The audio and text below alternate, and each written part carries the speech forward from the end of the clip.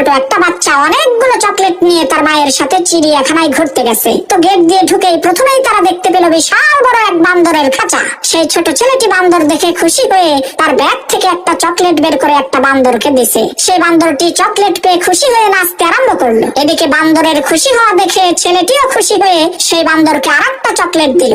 বান্দর তখন আরো নাচা শুরু করলো। তখন সেই ছেলেটি খুশি হয়ে বান্দরকে আরেকটা চকলেট দিল। এইভাবে দিতে দিতে সে একটা বান্দরকে সবগুলো চকলেট দিয়ে দিল। এই দৃশ্য দেখে সেই ছেলেটির মা বলল, বাবা তুমি এই একটা বান্দরকে সবগুলো চকলেট দিয়ে দিলে কেন?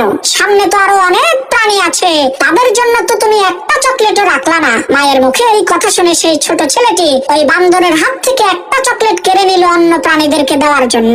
তখন সেই বান্দরটি প্রচন্ড পরিমাণে রাগান্বিত হয়ে হিংস্র প্রাণীর মতো ওই ছেলেটাকে আক্রমণ করতে চাইলো। মারাত্মক রাগে আর গোসায় গড়গড় করে হুঙ্কার দিতে লাগলো। প্রিয় ভাইরা আমার, আমরা ওই বান্দরের মতোই, আমাদের কোনো জিনিস ক্ষতি হয়ে গেলে আমরা অধৈর্য হয়ে যাই। আল্লাহ তাআলা আমাদেরকে কত নিয়ামত দিয়েছেন, তার দিকে না দেখে আমরা শুধুমাত্র ওই একটা জিনিসের দিকেই তাকাই, যেই জিনিসটা আল্লাহ তাআলা আমাদের কাছ থেকে নিয়ে গেছে। আর একটাবারও তো আমরা চিন্তা করি না যে যেই আল্লাহ নিয়ে গেছে সেই আল্লাহই তো দিয়েছিল।